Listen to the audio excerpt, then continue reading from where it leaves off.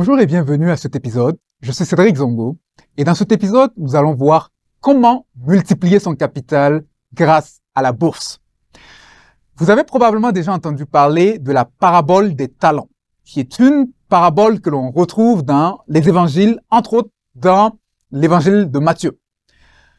De quoi parle cette parabole? En résumé, il s'agit de l'histoire d'un maître qui appelle ses 3 serviteurs, qui remet au premier serviteur 5 talents, au deuxième, il lui remet 2 talents, et au troisième serviteur, il lui remet 1 talent. Et historiquement parlant, un talent à cette époque, c'était une unité de mesure financière. Il s'agissait de fortes sommes d'argent. Donc, ce sont des fortes sommes d'argent que le maître remettait à ses serviteurs. Et à son retour, le maître va constater que les 2 premiers serviteurs avaient doublé le capital qui leur avait été donné, tandis que le dernier, il est resté dans la stagnation. Il n'avait rien fait avec ce qui lui avait été confié. Il a pris le capital qu'on lui a remis, il l'a enterré dans un trou en attendant que le maître revienne. Et suite à ce constat, le maître décida donc de féliciter et de promouvoir les 2 premiers serviteurs qui avaient fait fructifier le capital. Par contre, le dernier serviteur, il a eu un mauvais quart d'heure. Il a été chassé loin de la présence du maître. Et l'un des enseignements de cette histoire, c'est que vous et moi, nous avons reçu un mandat de multiplication. Un mandat d'oser prendre des initiatives afin de multiplier tout ce que Dieu nous a confié. Que ce soit la multiplication de nos connaissances, la multiplication de nos ressources financières, la multiplication de nos habiletés. Parce que la vie se trouve dans la multiplication, tandis que la mort se trouve dans la stagnation. Lorsque vous arrêtez d'apprendre, lorsque vous arrêtez de croître, lorsque vous arrêtez d'oser de nouvelles choses, vous êtes peut-être physiquement vivant, mais intérieurement mort. Lorsqu'il n'y a plus de multiplication, il n'y a plus de vie. Et vous et moi, nous sommes appelés à la vie. Nous sommes appelés à être de ceux qui multiplient tout ce qu'ils ont reçu. Et en matière d'argent, l'un des moyens de faire croître son capital, c'est via la bourse. Et de manière simpliste, la bourse est un mécanisme qui permet à des ménages d'apporter leurs épargnes et de l'investir dans des compagnies afin de faire fructifier leurs épargnes plutôt que de voir leurs épargnes stagner sous un matelas ou dans un compte d'épargne qui rapporte peu d'intérêt comparativement au taux d'inflation. Et donc, la bourse permet à des personnes d'apporter des petites sommes, des sommes aussi petites que 10 $ ou 5 000 francs et d'avoir des rendements sur cet argent-là qui vont dépasser les rendements qui sont servis sur des comptes d'épargne classiques. Et pour la petite histoire, permettez-moi de vous raconter l'histoire réelle et bien documentée de Monsieur Ronald Read. Et tous les éléments de son histoire sont applicables quel que soit l'endroit où vous vous situez. Alors, qui était Ronald Read? Ronald était un Américain qui vivait dans l'État du Vermont aux États-Unis. Et Ronald était à la base un pompiste dans une station d'essence, c'est-à-dire qu'il servait l'essence aux clients. Et Ronald a fait ce métier jusqu'à sa retraite. Et après avoir pris sa retraite, il trouvait que le style de vie de retraité ne lui convenait pas. Et donc, qu'est-ce qu'il a fait? Ronald a décidé de se trouver un autre petit boulot comme concierge dans un magasin. Et il a fait ce boulot pendant 17 autres années après sa retraite officielle. Et donc, c'était un homme qui, durant sa vie active, gagnait des revenus modestes. Il était connu pour avoir un style de vie très modeste. Il n'a jamais étudié à l'université. Il conduisait une petite voiture usagée avec des vêtements très sobres. Ce n'était pas une personne dont l'apparence attirait les regards. Bien au contraire, parfois les passants le regardaient avec un air un peu de pitié. Cependant, à sa mort, en 2014, à l'âge de 92 ans, lors de l'exécution de son testament, quelle ne fut la surprise de ses proches de découvrir que Monsieur Ronald Read avait un patrimoine s'élevant à 8 millions de dollars américains. Vous êtes sous le choc. Les enfants de sa femme également étaient sous le choc, ainsi que tout son entourage. Ils étaient tous sous le choc d'apprendre que Ronald avait un patrimoine de 8 millions de dollars. Le personnel de l'hôpital où Ronald se rendait régulièrement pour boire son café et lire ses journaux était tous sous le choc lorsqu'ils ont reçu une lettre qui provenait des notaires et qui mentionnait sur la lettre que Monsieur Ronald Reed a décidé de faire un don de 4 millions de dollars à l'hôpital. Tout le monde était sous le choc. Alors, c'est quoi l'arnaque? C'est quoi la chose? C'est quoi? Est-ce qu'il a fait du whack? Qu'est-ce qu'il a fait? C'est quoi l'arnaque? Il n'y a pas d'arnaque, il n'y a pas de whack, il y a des principes à appliquer. Monsieur Reed n'était peut-être pas très éduqué en termes de diplôme et il n'avait peut-être pas un gros salaire, mais c'était quelqu'un qui était connu pour avoir de bonnes habitudes et c'était quelqu'un qui était connu pour être un grand lecteur. Il lisait énormément sur la bourse, il lisait sur les rapports de société. Et comment est-ce que Ronald a été en mesure de multiplier son capital par la bourse? Lui qui était pompiste, concierge, qui gagnait un salaire modeste, comment est-ce qu'avec un salaire modeste, il a pu avoir un patrimoine de 8 millions de dollars? La première chose, c'est que malgré son petit salaire de pompiste, Monsieur Reed était connu pour être un économe. Il s'arrangeait toujours, même avec un petit salaire, pour épargner quelque chose sur ce petit salaire. Et il épargnait en vue d'investir plus tard en bourse. Et après avoir découvert son patrimoine à sa mort, ben, ses amis, quand ils ont entendu ça, ils disaient à la blague, bon, finalement, on sait pourquoi est-ce que Ronald venait boire le café avec nous à la cafétéria de l'hôpital. Ce n'était pas à cause de nos beaux yeux qu'il venait. Mais Ronald, en fait, il venait parce que le café coûtait moins cher à l'hôpital qu'ailleurs. Et donc, il le disait à la blague, naturellement. Mais Ronald était un économe. C'était quelqu'un qui ne cherchait pas à impressionner les gens. Pas du tout. Son apparence était si sobre que l'histoire raconte qu'une fois, une personne l'a pris en pitié à l'hôpital en se proposant de lui payer son café sans savoir que elle avait en face d'elle un millionnaire. Et certains vont dire, bon, j'entends certains qui vont dire, bon, c'est peut-être un peu exagéré son affaire. Est-ce qu'il a profité de la vie? Ok, il est mort, il a laissé 8 millions de dollars, il avait un petit salaire, mais est-ce qu'il a profité? Alors, peut-être que c'est exagéré. Mais on pourrait aussi vous poser à vous la question, à savoir, est-ce que vous, dans votre attitude de vouloir profiter de la vie, est-ce qu'il vous reste quelque chose à la fin du mois? Est-ce que, dans votre attitude de profiter de la vie, à la fin de vos jours, votre famille va-t-elle être dans le désarroi parce que vous n'avez rien laissé, ou va-t-elle être, oui, dans la douleur de vous perdre, mais en sachant que vous avez pris des actions pour les aider par rapport à leur avenir?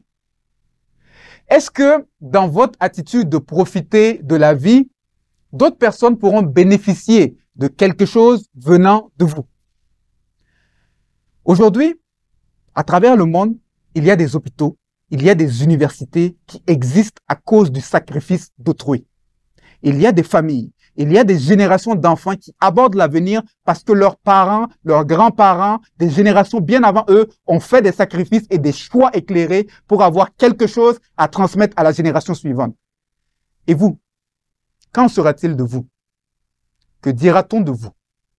Est-ce que les gens pourront dire que c'est grâce à vos choix éclairés qu'ils abordent la vie avec plus de sérénité, ou seront-ils complètement confus après votre départ? Le mode de vie de Ronald ne sera peut-être pas le vôtre, mais il y a un élément commun à tous ceux qui ont réussi à créer de la richesse.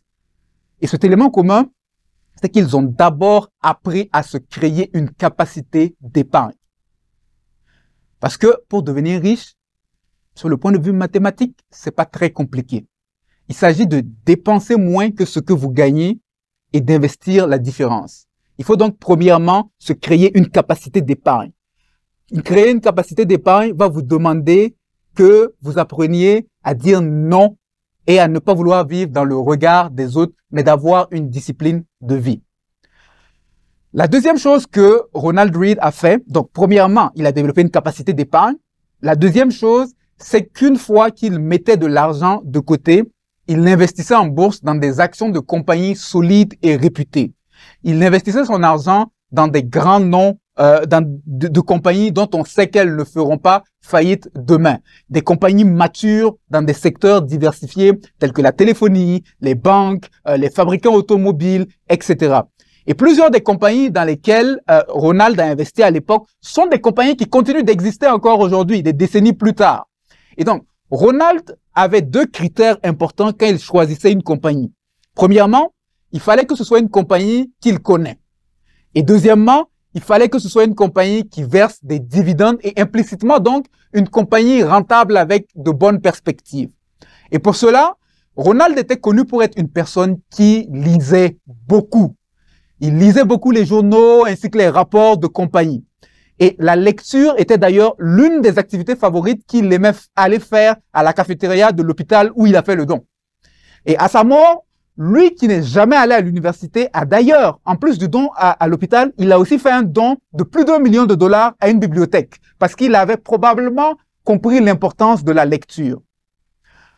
On peut ne pas être allé loin à l'école, mais rester ignorant au sujet de l'argent est un choix. On peut ne pas avoir de diplôme en finance, mais ça ne veut pas dire qu'on ne peut pas savoir comment la bourse fonctionne et en profiter. Parce que il y a plein de livres, il y a plein de formations, il suffit donc d'un peu de volonté.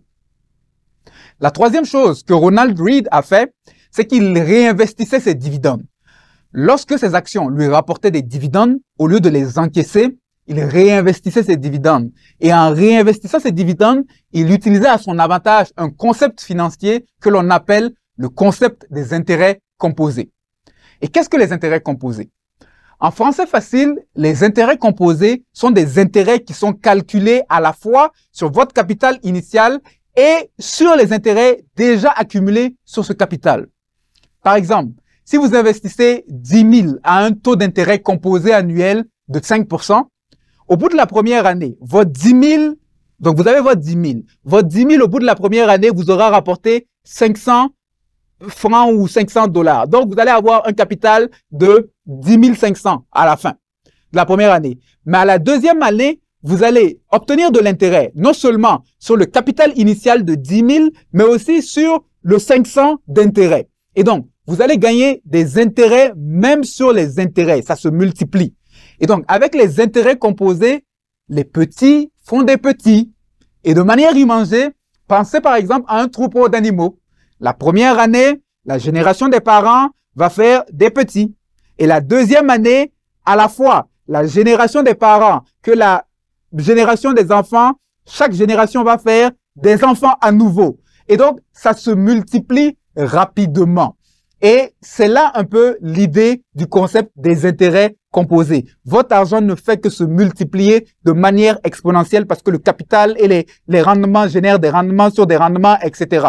Et l'une des manières de faire fructifier son argent en bourse, c'est de réinvestir ses dividendes. Ainsi, votre capital initial produira des rendements et les dividendes que vous avez réinvestis, eux aussi, iront produire des rendements. Et avec le temps, vous allez avoir une armée de soldats qui travaillent constamment pour vous. Et une fois que vous comprenez le phénomène de l'intérêt composé, vous comprenez que la personne qui devient riche en bourse n'est pas toujours la personne qui met beaucoup d'argent, mais c'est la personne patiente. C'est la personne qui laisse le temps effectuer son travail. En effet, plus votre argent a du temps pour travailler, plus il a de chances de grossir. C'est comme un peu une boule de neige.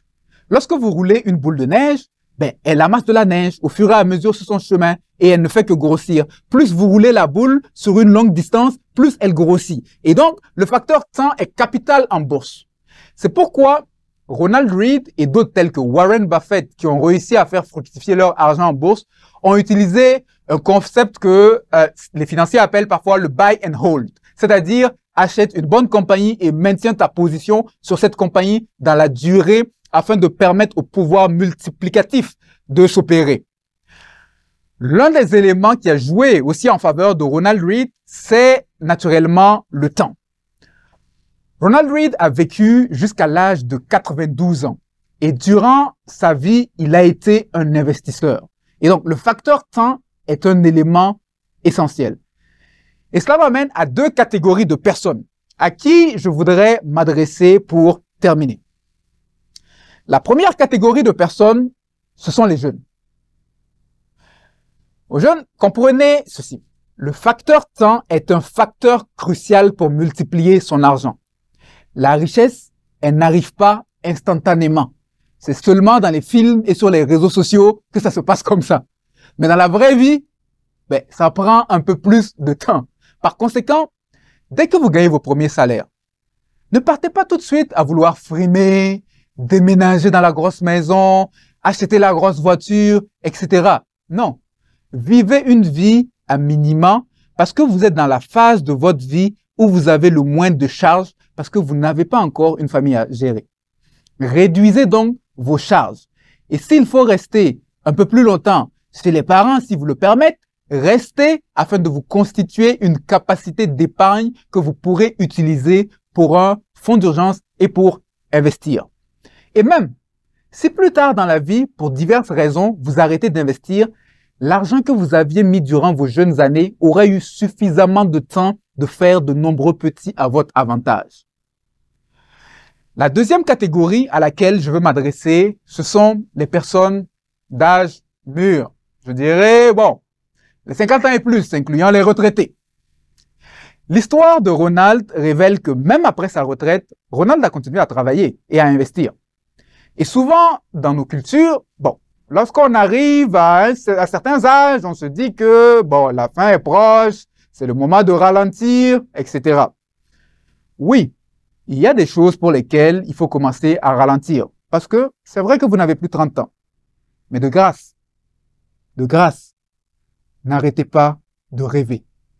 N'arrêtez pas d'oser investir pour voir vos rêves se réaliser. Parce que tant que Dieu ne vous a pas encore retiré le souffle, tant que Dieu vous a encore gardé le souffle de vie, c'est parce qu'il a encore des choses qu'il peut faire avec vous. Sinon, il allait vous rappeler. Et l'histoire d'Abraham en est un exemple. Oui, à 50, 60 ans, on ne prend peut-être pas le même niveau de risque qu'un trentenaire, mais prendre zéro risque, c'est choisir de stagner. C'est choisir de mourir avant son temps. Ronald Read est mort à l'âge de 92 ans. Imaginez, si à l'âge de 60 ans, Ronald s'était dit, pour moi, c'est fini là, j'ai 60 ans, maintenant l'histoire de bourse et tout ça, c'est les histoires de jeunes, c'est fini pour moi, j'arrête d'investir. Il aurait laissé 32 autres années de sa vie s'évaporer où il aurait pu faire quelque chose de multiplicateur. Vous avez peut-être 60 ans, mais vous ne savez pas combien d'années il vous reste à vivre. Si vous reste encore 30 autres années à vivre, ce serait dommage que lorsque votre 90e anniversaire arrive, il arrive en vous trouvant assis toujours au même endroit. Et l'auteur du livre d'Ecclésiaste disait, « Comme tu ne connais pas non plus l'œuvre de Dieu qui fait tout, dès le matin, sème ta semence et le soir, ne laisse pas reposer ta main car tu ne sais point ce qui réussira. » Alors, à mes papis et mémés qui m'écoutent, je voudrais vous encourager à ne pas arrêter de rêver. Je voudrais vous encourager à ne pas arrêter d'oser investir pour vos rêves. Et si la fin devait arriver plus tôt que prévu, au moins, le peu que vous avez fait pourra bénéficier à d'autres comme Ronald Read qui a contribué par sa vie au bien d'autrui. Ce n'est jamais perdu. Comment multiplier son capital en bourse à l'exemple de Ronald Read? Premièrement, c'est d'apprendre à se dégager une capacité d'épargne. Deuxièmement, c'est d'investir dans des compagnies solides et réputées. Troisièmement, réinvestir les dividendes afin de bénéficier du pouvoir des intérêts composés. Et finalement, c'est de donner du temps à vos investissements. Et j'ajouterais, à l'image de Ronald Read, c'est de continuer à s'instruire. Ronald Read n'est qu'un exemple.